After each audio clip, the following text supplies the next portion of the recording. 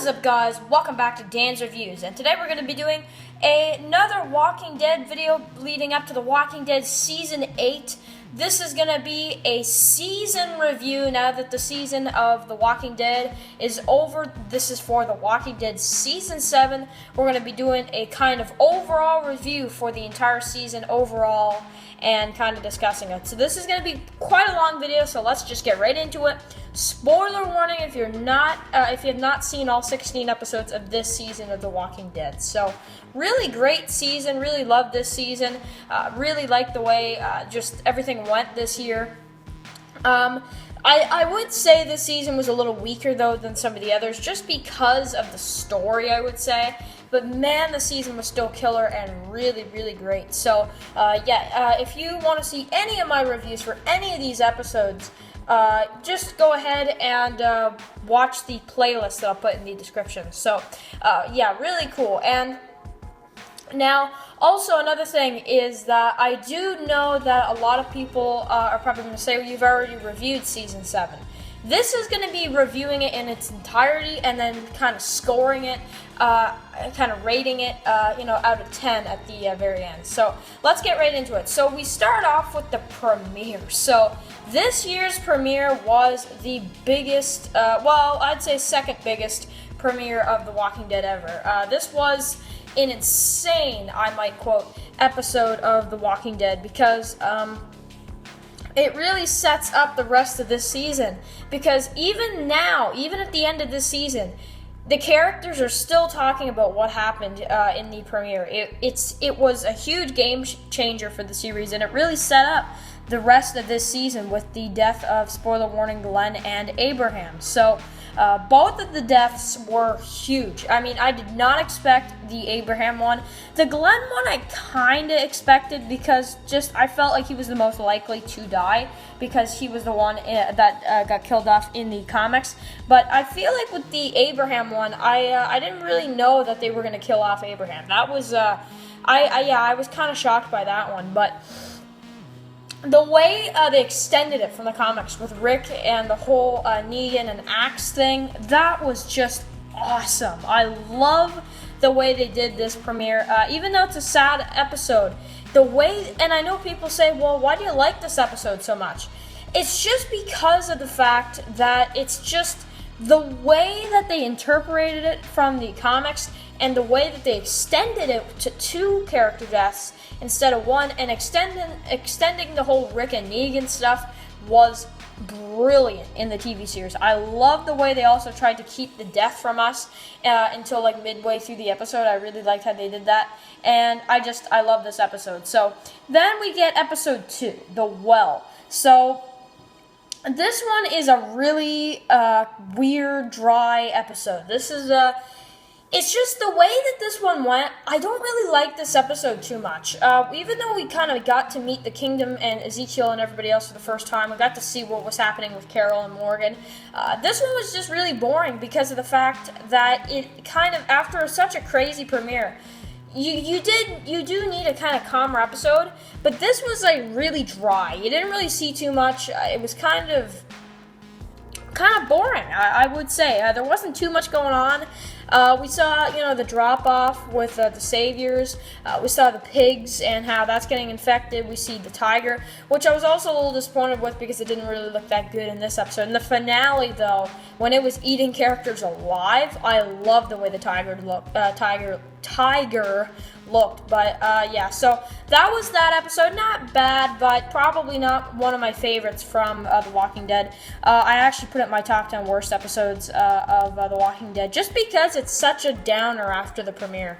And the premiere was already kind of a sad episode, so this one really didn't help. But it's still okay episode. And it's like, also, we already know who Ezekiel is, so it's not too new for people that have already read the comics. This episode is more for TV show only viewers, I would say.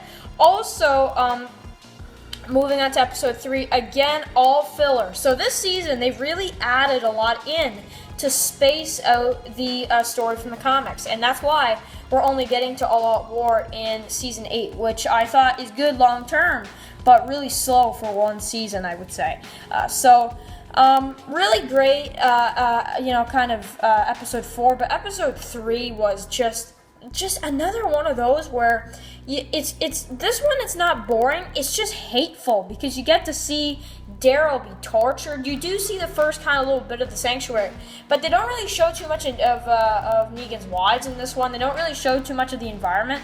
It's kind of mostly just about Dwight. We see some Negan and we see some Daryl. Those are like the 3 main characters of this episode. There's not too much going on in this one. You see Dwight making a sandwich, and it's another one of these weird episodes and kind of an annoying episode.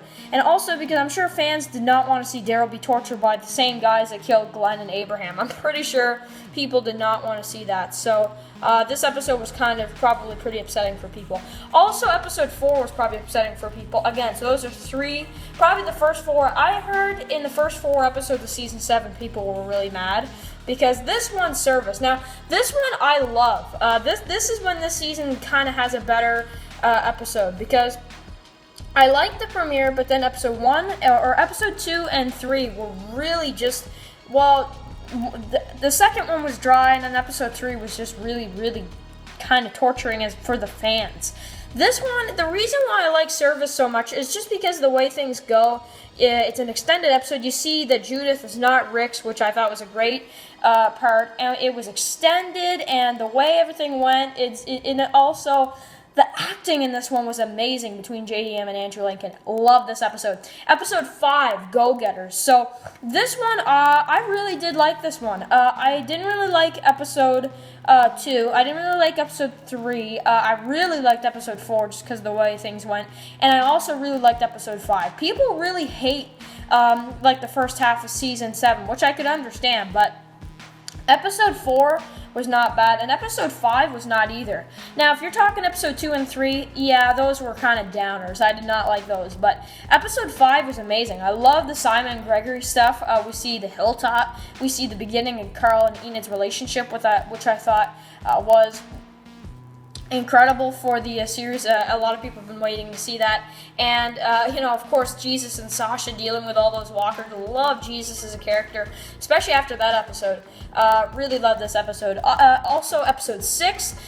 This is when the episode this is when the episodes kind of go down again. When we see Swear, the Oceanside, they don't even join the fight. And I find that for this episode, I thought that this would have been worth it, but seeing that the only thing that happens when they go to Oceanside in episode 15, they only take their guns. They don't even join the fight. So to be honest with you, I think episode 6 is actually kind of useless, but also not. So I have mixed opinions about this one, and to be honest, I didn't really like this episode, and also because we didn't really see too many of our main characters.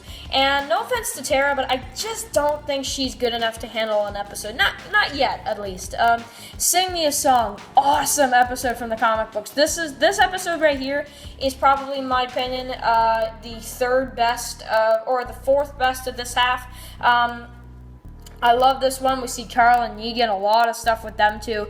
Really great based off the comic book series. The mid-season finale, really great as well. Really like how Daryl breaks out.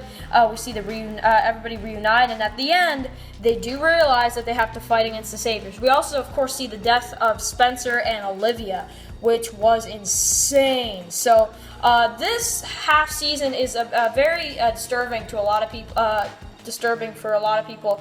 But then there are some episodes this half that are good, and then some of them are kind of, I'm not sure, and some of them are kind of dry. So, this half is definitely not the best half of The Walking Dead. I would say it's actually, unfortunately, one of the weakest, just because of the position our characters are in, and just some of the episodes are kind of, some of them matter in the end, and then some of them kind of don't. So, really cool. And also because they don't use very much of the comic book series. Now, the second half, so we start up with episode 9, so Rockin' the Road. Now, this one was great because I actually really love this episode.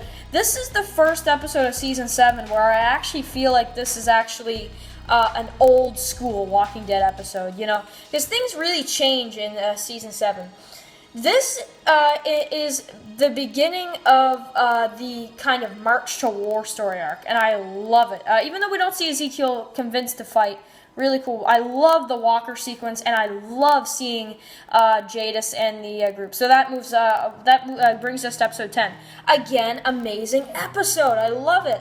Also, I feel like with Daryl, because we have Daryl back with the group again, I just feel like our group is more complete with him, and that's why I don't think they will probably ever kill him off, because of the fact that he's so likable as a character. Now, really cool with Jadis, really cool, but these episodes here are really good compared to the first half. Really like the Jadis and Rick stuff in this one, and it really sets up the finale in this one. So, episode 11, not a big fan. I was really liking this half when it started, and then this is probably the only bad episode of this half. The rest of this half season is incredible, because the first half was kind of a downer.